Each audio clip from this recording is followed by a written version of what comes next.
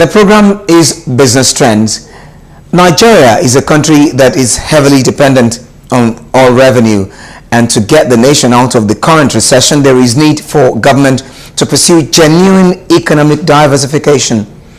On the CEO interview corner, I spoke with Henry Boyo, economist and industrialist, on how Nigeria can unlock its vast potentials for growth through diversification.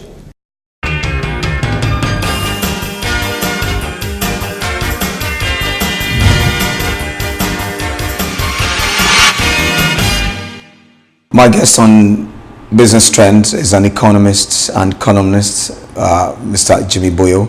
Thank you so very much for joining us at this time. Now, do you share the view that Nigeria's current economic position is presenting opportunities? And if you do, what are the opportunities you think the current situation we find ourselves present? The current situation in which we find ourselves can be seen from different perspectives. Some people say when you go so low and you have almost hit the bottom, there's no other way you can go but upwards. So that may give elicit some degree of promise or expectation that things will begin to change from now. Because there's really not much lower that we can go. Others will say, no, we are kidding. There's still plenty of scope to further, for the economy to further plunge and for our circumstances to be worse than we currently have them at the moment. But that is neither here nor there. The important thing is that all Nigerians without exception want a change in their life, and that change must be for the better. In other words, it should be clear that they have a better quality of life. So it is possible to say that we have come so low, but it may not be true to say we have truly hit the bottom. The reality is that if we persist in the direction in which we are marching towards, we will end up in a deeper mess than we probably are at the moment. So yes, it's a time of opportunity, but no, it is not. It may not be the end of the road in terms of deepening poverty in the land. But having said so, there are great opportunities for us to get out of the quagmire in which we find ourselves, because Nigeria has all the necessary ingredients for growth, success, and abundant wealth. What are the resources that we need, or what are the things we need in order to guarantee a better lifestyle? We need all the mineral resources you can think about, or put this way, we have all the mineral resources that you might think about that would assist our growth and development. Apart from crude oil, almost all the states, we are told, are endowed with natural mineral resources. In addition to the mineral resources, we also have the great opportunity of having a very big population. Anything from 150 to 200 million is being speculated. And that really provides the fodder for industrial growth and development, and also for provision of employment opportunities for as many Nigerians as possible. But the interesting thing is, of course, even if you have the best resources in the world, you have ample resources, and you also have a huge population that would drive demand, consumer demand, you may still not, in fact, indeed, you probably still would not succeed as a country, as a unit, so long as you deny yourself of the opportunities which go with having good monetary policy indices and also excellent fiscal practice. In other words, in spite of your huge and abundant resources, in spite of your huge population, your economy may still struggle if the right monetary indices are not there. Indeed, we may liken the situation to a man who has malaria, which is common to most Africans. You will recognize or you recall that whenever you have malaria, you would have high fever, your temperature will be very high, your joints will ache, you will lose appetite, you will feel tired, all sorts of things. You would even have a headache in addition. If you want to treat all these symptoms separately, then you'll probably get Panadol for headache, you'll get rub for the body aches and things like that, and you'll get various other medicines in order to cure the various ailments you have. But as soon as you're curing these symptoms, so long as the parasite, the malaria parasite, the falciparum parasite, is not destroyed, you will find that you have a recurrence of the same symptoms. So by the same token, an economy is also driven in like manner. You might have high rate of unemployment, you might have a lack of consumer demand, you might have high price level, a high rate of inflation. You might also have a weakening exchange rate. Your currency may be weakening in the market. And you might also have a situation where industrial production and capacity utilization are not trending upwards or better. Now, how could dwindling oil price in the global market be a blessing to Nigeria? That is the blessing we have.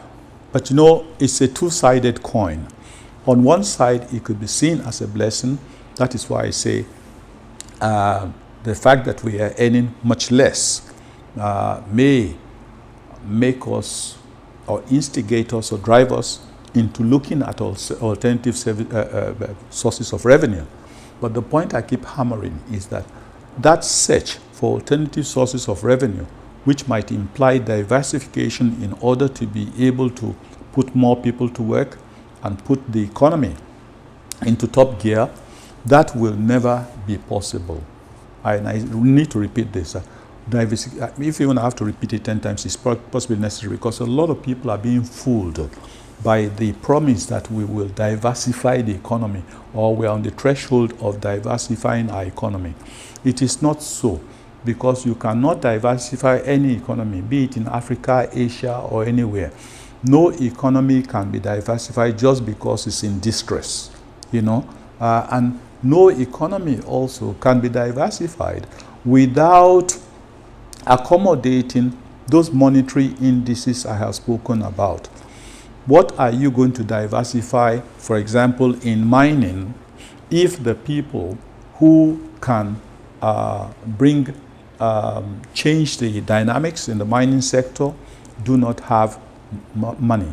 And if they have to go borrow, it makes no sense for them to go borrow at 25% or 26%, as the case may be, because whatever they mine will not be competitive internationally, because other places where this kind of mining occurs, they enjoy interest rates which are supportive of their efforts, not interest rates that will drive them out of the market or make them uncompetitive. By the same token, I will direct your attention to the area of power supply, where the power holding company was unbundled and privatized to a very large extent. Now, to confirm to you, or to suggest to you the importance of funding and cost of funds, the reality, of course, is that the discos to which the facilities were sold did not have enough money. Interestingly, after selling the discos, we found that we had a debt of 400 billion naira to hang on to pay salaries, wages, and other debts which were owed by the old federal government-owned power holding company. So first we lost 400 billion naira. So basically we sold the PHCN at a loss, the PHCN component at a loss. Secondly, we now had a situation where we had to inject money into the PHCN company some years ago because they complained that they didn't have money. We gave them money at reduced interest rate through the central bank. And only recently again, I think we also, I think a few other 200 billion or so, I don't know how much was given once more to the, what do we call it, PHCN holding companies, the unbundled ones, to be able to do their business. So in other words, that should give you a clear indication of how important it is that funds must be available, and also the funds must come at very low cost. What you found in the power sector would also be found or would be replicated in other areas that you might want to diversify into, so long as the cost of funds remain prohibitive. And not only is the cost of funds prohibitive, there really is no inclination on the part of the banks to want to lend to the real sector for a very simple reason. If you are a banker yourself, you probably do the same thing.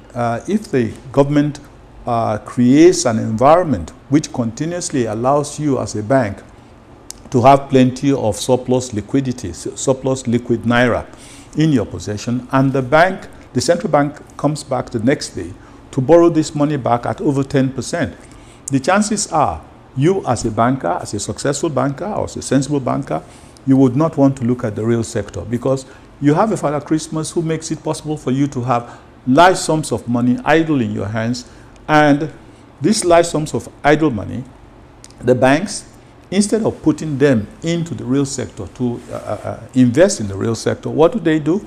They hold on to the money, and all media houses report this constantly. They hold on to the money, and you ask them what are they doing. They tell you that they are waiting to buy dollars, or to buy dollars from the central bank, or to buy treasury bills from the central bank. So over 50% of available bank lending goes to government in terms of investing in treasury bills, which add, by the way, no value absolutely into the lives of any Nigerian. But having said so, you find that in spite of the lack of value or nil value that treasury bill spending and the debt component of a treasury bill business, which is over 500 billion naira a year paid to the banks, you will find that the debt we accommodate or have to pay to the banks of 500 billion naira adds no value at all to the economy. But it makes the banks all very richer, but it makes the real sector much poorer. So interest rate, inflation, and a strong exchange rate that makes it possible for you to be able to keep your costs stable, and makes it possible also for you to be able to have confidence in your local currency, because a currency that is constantly depreciating would not elicit much favor, and people will shy away from it. So those indices I've mentioned, interest rate, inflation, exchange rate, stability, are totally important, indeed critical, before you can start talking about diversification. So I want to advise that if you hear anybody, politician, expert, or whatever, saying that we need to diversify, turn your ears and say the person doesn't know what they're talking about, because you cannot diversify the economy without these indices predicating your operations. Okay, we'll just hold your thoughts. You're watching Business Trends here on Galaxy Television. We'll take a short break, and when we come back, we'll continue with our conversation with Mr. Jimmy Boyo. Stay with us.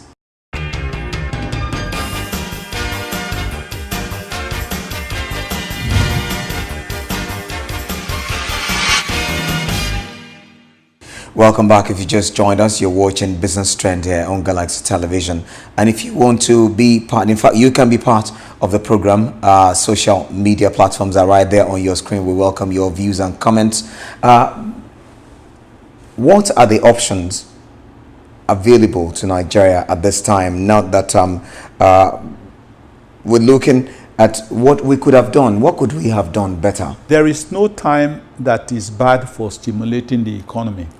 And there could be no better time than now, when we have the economy and the people of this country and the industrial climate also lying almost prostrate.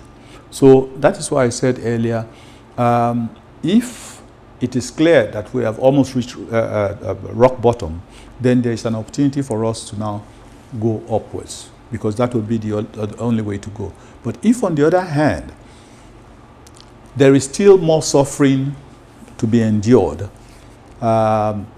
especially if the critical indices of monetary policy, which should drive growth, remain out of gear.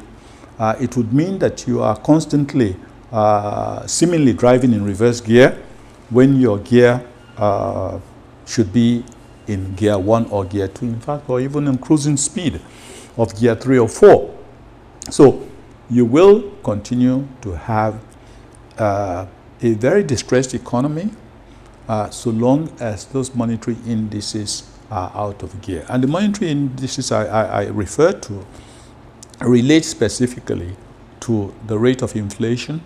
For example, if inflation is trending at 13% or 14% annually, it means that every 4 or 5 years, every income earner, particularly those who have static incomes, particularly those who are living on the 18,000 naira minimum wage, they'll suddenly find that their income can only buy less than 50% of what they could buy 5 years previously. And that should give us cause for concern, because we are being encouraged from all sides to make pension contributions. In economics, it is often said that savings equals investment. In other words, in order for you to have a ready pool of funds for investment, the economy and the people in the economy must accommodate the virtue of saving. If, on the other hand, instead of you being able to save so that people who want to invest can take those savings and invest, you find that you are being forced, as a result of a rising rate of inflation of 13–14%, to liquidate your savings. Because the longer you leave your savings idle, the more you will find that at the end of the day, there is very little left to spend. Why? Because inflation would have practically wiped it off. So consequently, if the inflation rate is not within best practice rates of 2% or maximum 3%, it is likely that you will have, how would I say it, constipation in your economy. Because why? People would get poorer even when some people, a small proportion of people, are getting much richer. Okay. Now, is it possible? How do we achieve a more balanced, broad-based, diversified growth path that is not subject to fluctuations in the global oil market? To have a diversified, you mean oil business? No, to have a diversified economy growth path, yeah, that is not subject to fluctuations in the global oil market. Absolutely, that's what I've been telling you. You chase those indices, those positive indices I'm talking about. Look, let's be quite honest with you. Let me be quite honest with you. You are under the assumption that oil money, plenty of oil money, is good for us, Abi? Yes, you must be. Because you're saying, is there any way that Nigeria can diversify without the money from oil? Yeah? No. No. Without, I mean, what I'm saying is it possible for us to grow the economy without having to wait for oil money? That's the same thing. I'm saying the same thing. You know, so basically you believe that it would be a challenge, okay, to grow the economy without oil money. I want us to agree on this. You know, are we saying the same thing? Yes. Yes, we are saying the same thing. So what you are saying is that with oil money, it would be easier to grow the economy. That's the converse of what you are saying. That's the, that's what you're saying. Basically, that, if you say, would it be possible to grow the economy without oil money? So basically, you're saying, with oil money, it will be easier to grow the economy. And I want to remind you that for the past 15 years or so, we have been having oil money. plenty oil money. But the economy, instead of growing, has grown the other way. I don't know whether you understand the point I'm trying to make. You know, you say, if only we had more oil money, then it would be easier to run the economy. Because if we don't, is it possible that we can still do it? And I'm saying your supposition in the first place that oil money was good for us is not correct. Because why? We were earning $120 per barrel and producing 2 million barrels a day. What better oil money do you want? But it did not impact on the economy in a positive manner, that inclusive growth was accommodated, for the very simple reason that you did not respect the laws of liquidity. Because in spite of all that, you found that you had huge growth figures, but there was no inclusive growth. Unemployment continued to rise, inflation continued to rise, the exchange rate, in spite of the huge dollar revenue you are getting, continue to depreciate. So you can understand what I'm saying there. Whereas there are countries that don't have any oil money, but they are able to maintain, Switzerland for example, are able to maintain those three indices I've talked about, inflation at maybe below 1%, NPR of their central bank at below 2%, and then an exchange rate that is stable over time, and they don't have oil. So can you understand where I'm coming from? That it is not so much the ownership of oil that is important, that even if you had oil, and you had oil at the best of times, crude oil selling at $130, $140 per barrel, you are constantly able to produce over 2 million barrels a day. What more could you want? But it didn't impact on your economy. It did not impact on the level of employment positively. It didn't impact positively on the level of inflation. Neither did it imply positively on the area of the exchange rate of the naira. Now, talking about increased domestic competitiveness, shouldn't policies aimed at drawing in a huge informal sector into the system be deployed at this very time? Yes, they would, but how would you do that?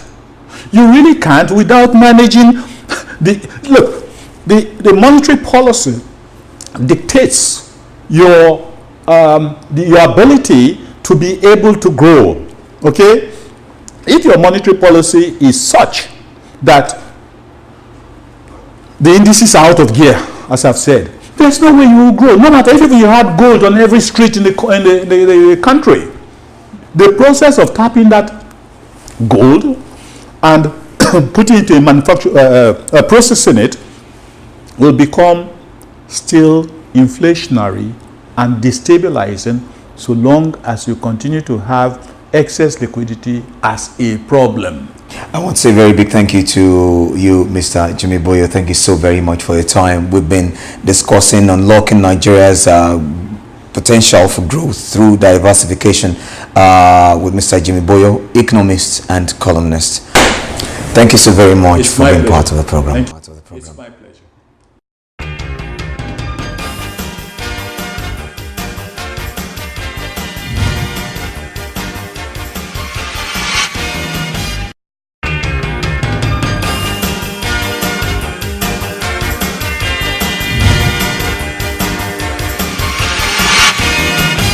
That wraps it up here on Business Trends for today. It was nice doing business with you.